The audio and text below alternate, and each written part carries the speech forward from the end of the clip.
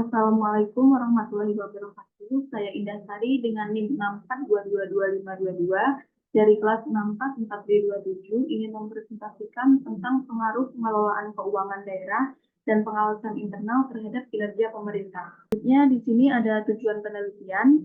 Tujuan penelitian dari jurnal pengaruh pengelolaan keuangan daerah dan pengawasan internal terhadap kinerja pemerintah adalah yang pertama untuk menguji pengaruh pengelolaan keuangan daerah terhadap kinerja pemerintah pada satuan kerja perangkat daerah atau SKPD di Kota Semarang.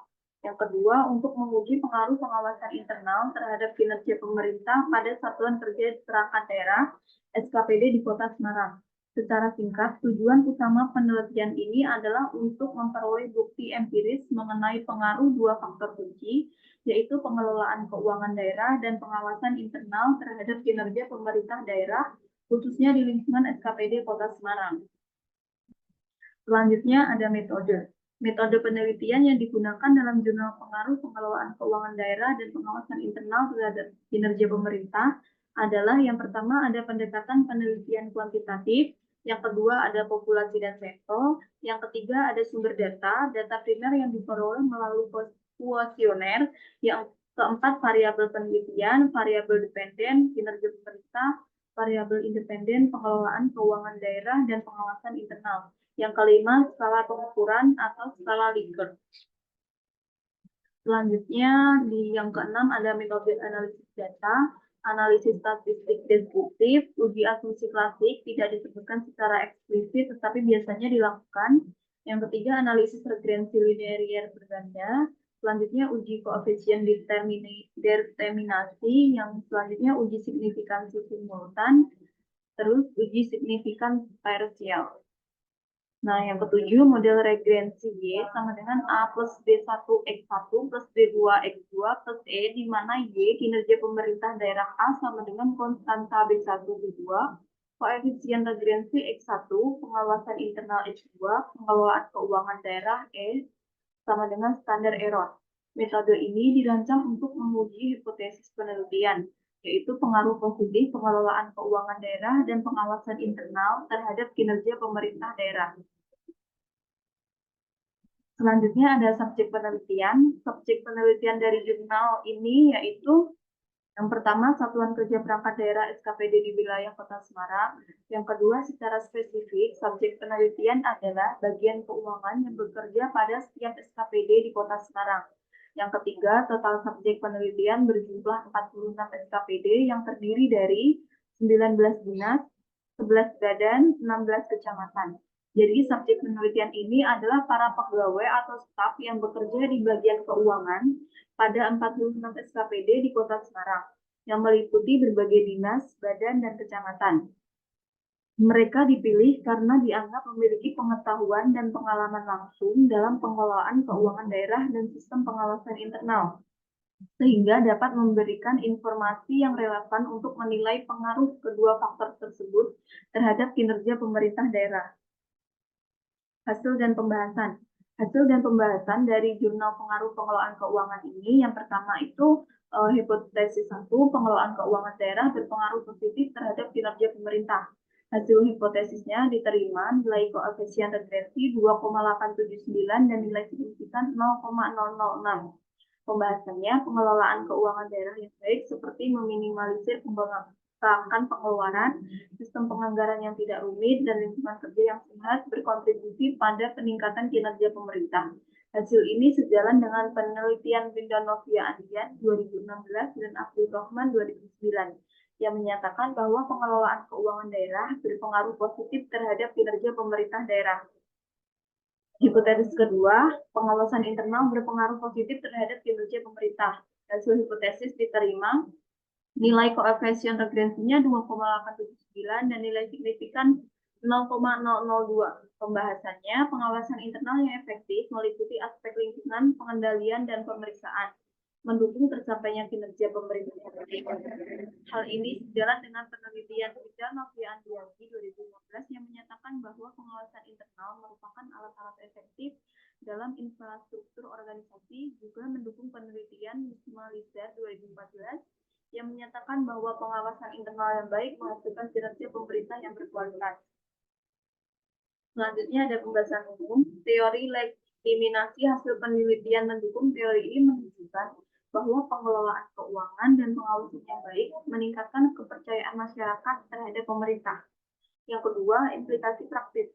Pemerintah daerah Kota Semarang perlu fokus pada yang pertama itu peningkatan transparansi dan efisiensi dalam pengelolaan keuangan.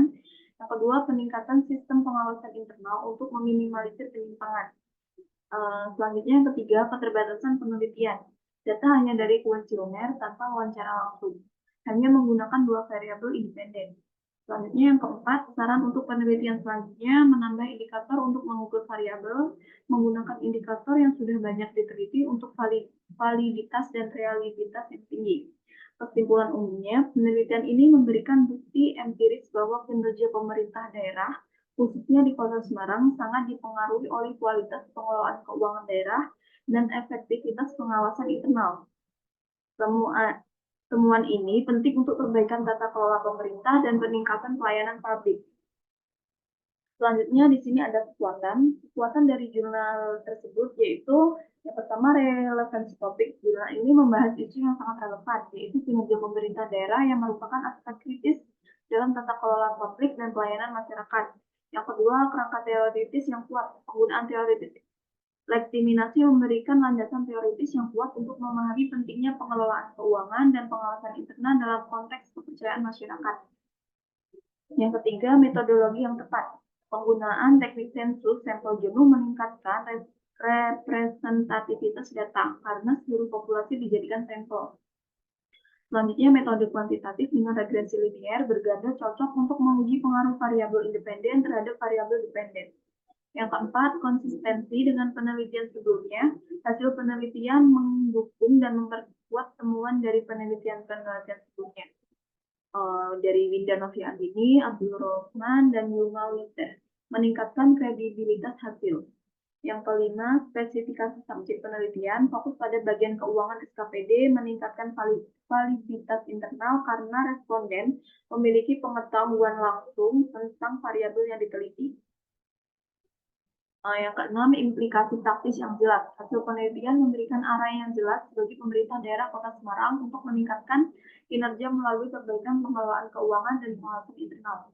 Yang ketujuh, transparansi metodologi. Jurnal ini menyajikan detail metodologi dengan jelas, termasuk model urgensi dan uji statistik yang digunakan, memungkinkan replikasi dan validasi oleh peneliti lain. Yang kedelapan, kontribusi pada literatur. Penelitian ini berkontribusi pada pemahaman faktor-faktor yang mempengaruhi kinerja pemerintah daerah di Indonesia yang penting untuk perbaikan kebijakan dan taktik. Yang kesembilan, pengakuan keterbatasan penulis, mengakui keterbatasan penelitian dan memberikan saran untuk penelitian selanjutnya, menunjukkan integritas akademik dan membuka jalan untuk peningkatan penelitian di masa depan. Yang ke-10, kejelasan presentasi struktur jurnal yang terorganisir dengan baik dengan pembahasan yang jelas dan terperinci, memudahkan pembaca untuk memahami penelitian dan implikasinya. Kekuatan-kekuatan ini membentuk jurnal ini menjadi kontribusi yang berharga dalam literatur tata kelola pemerintahan dan akuntansi sektor publik di Indonesia. Nah, di sini ada kelemahannya. Kelemahan dari jurnal ini yaitu yang pertama, metode pengumpulan data terbatas. Hanya menggunakan kuesioner tanpa wawancara yang langsung yang dapat membatasi kedalaman dan konteks jawaban responden. Yang kedua, variabel independen terbatas. Hanya dua variabel independen, pengelolaan keuangan daerah dan pengawasan internal. Padahal kinerja pemerintah bisa dipengaruhi oleh banyak faktor lain. Yang ketiga, generalisasi terbatas. Fokus pada satu kota, Semarang mungkin membatasi generalisasi hasil ke daerah lain dengan konteks berbeda. Yang keempat, tidak ada uji pilot. Tidak disebutkannya adanya uji pilot untuk kuesioner yang bisa mempengaruhi validitas dan realitas instrumen. Yang kelima, tidak ada diskusi bias. Tidak ada pembahasan tentang potensi bias respon atau bias seleksi yang bisa mempengaruhi validitas hasil.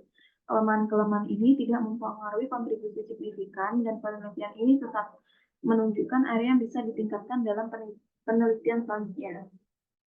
Selanjutnya ada perbedaan dengan rencana penelitian. Yang pertama itu topik dan variabel. Jurnal fokus pada pengelolaan keuangan daerah dan pengawasan internal sebagai variabel independen dengan kinerja pemerintah sebagai variabel dependen. Selanjutnya rencana belum disebutkan secara spesifik. tapi menyarankan untuk menambahkan variabel independen. Ini bisa memperluas pemahaman tentang faktor-faktor yang mempengaruhi kinerja pemerintah. Yang kedua ada metode pengumpulan data, jurnal hanya untuk menggunakan kuesioner. Rencananya, Anda menyarankan untuk menambahkan wawancara langsung, bisa memberikan wawasan kualitatif yang lebih mendalam dan kontekstual.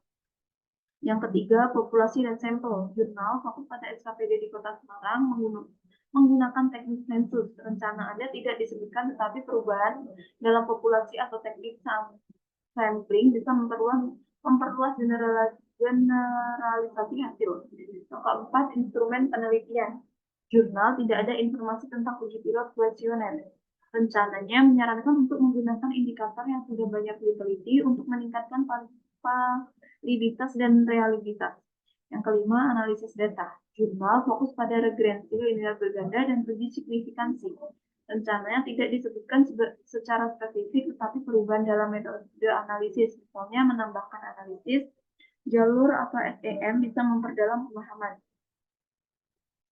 Yang keenam, diskusi hasil. Jurnalnya tidak membahas potensi bias, rencananya tidak disebutkan secara langsung, tetapi penekan pada validitas dan realitas mengimplementasikan perhatian lebih pada potensi bias. Yang ketujuh, generalisasi. Jurnal terbatas pada Kota Semarang. Rencananya tidak disebutkan, tetapi perluasan ke daerah lain atau komparasi antar daerah bisa meningkatkan generalisasi. Kedelapan ada teori. Jurnalnya menggunakan teori legitimasi. Rencananya tidak disebutkan, tetapi penambahan atau modifikasi kerangka teoritis bisa memberikan pemahaman baru.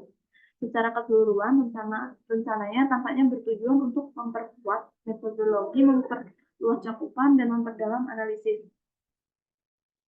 Jadi kesimpulannya dari jurnal ini yaitu berpengaruh positif dan signifikan terhadap kinerja pemerintah daerah Kota Semarang, tidak rumit dan lingkungan kerja yang sehat berkontribusi pada peningkatan kinerja pemerintah. Yang kedua ada pengawasan internal, berpengaruh positif dan signifikan. Pengawasan internal yang efektif. Yang ketiga ada implikasi taktis. Pemerintah daerah Kota Semarang perlu fokus pada peningkatan transparansi dan efisiensi dalam pengelolaan. Yang keempat, teori lektimasi, yaitu hasil penelitian mendukung teori lektimasi, menunjukkan bahwa pengelolaan keuangan dan pengawasan yang baik meningkatkan kepercayaan masyarakat terhadap pemerintah. Yang kelima, kontribusi penelitian, memberikan bukti empiris tentang pentingnya pengelolaan keuangan daerah dan pengawasan internal dalam meningkatkan kinerja pemerintah daerah di Indonesia.